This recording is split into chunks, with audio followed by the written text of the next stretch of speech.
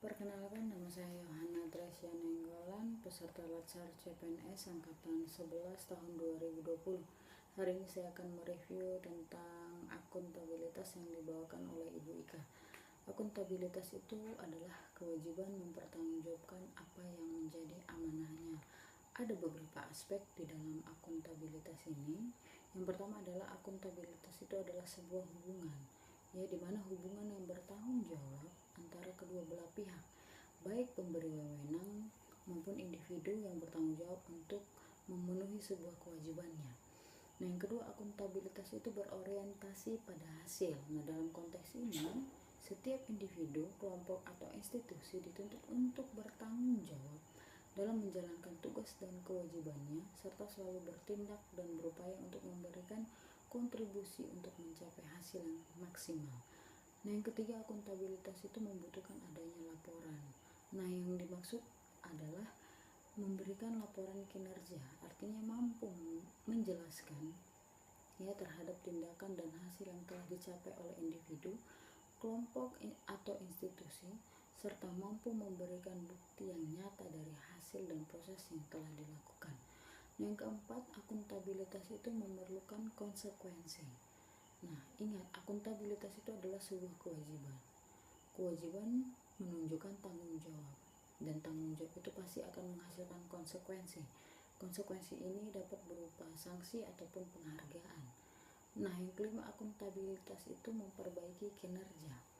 Dalam hal ini adalah di mana ini merupakan proses setiap individu, kelompok, atau institusi akan diminta pertanggungjawaban secara aktif yang terlibat dalam proses evaluasi dan berfokus pada peningkatan kinerja serta memperbaiki kinerja ASN.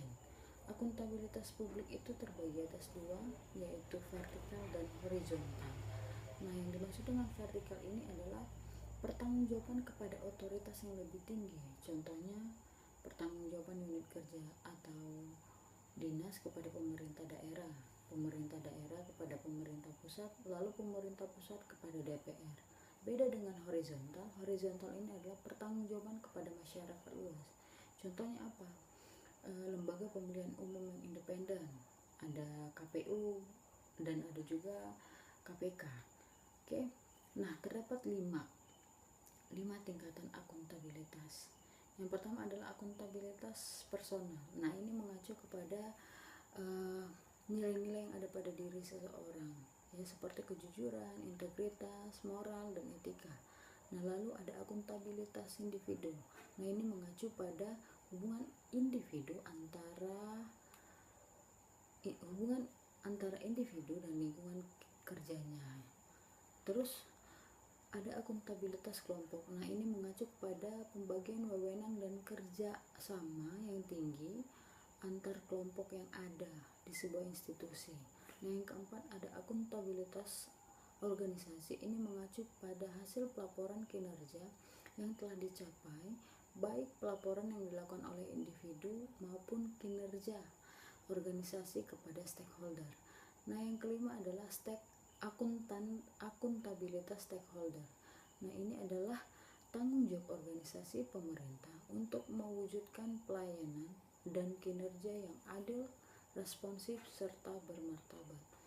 Nah, bagaimana sih menciptakan lingkungan kinerja yang akuntabel? Nah, ada beberapa aspek yang harus diperhatikan. Ada 9.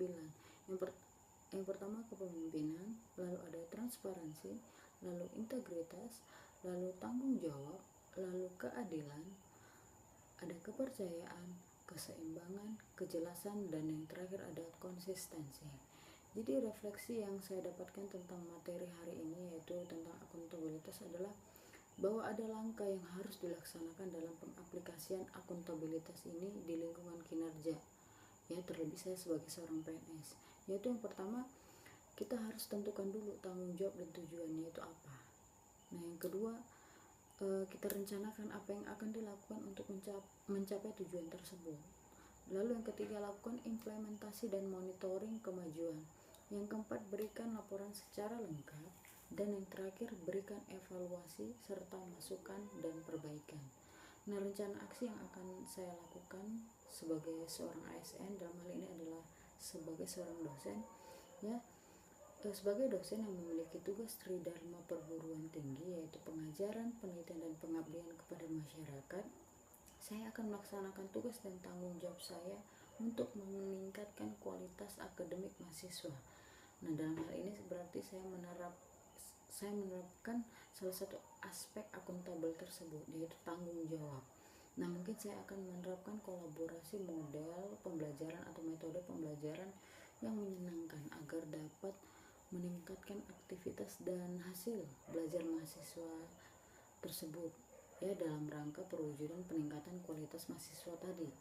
Nah, lalu pertanggungjawaban yang akan saya lakukan terhadap atasan saya adalah melaporkan kinerja saya dalam bentuk SKP.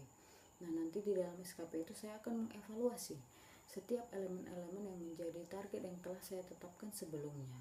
Nah, sehingga kedepannya setelah saya mengevaluasi, saya bisa tahu, ya, pekerjaan-pekerjaan saya, dan saya juga bisa melakukan pekerjaan saya secara efektif dan efisien. Mungkin itu dari saya. Terima kasih.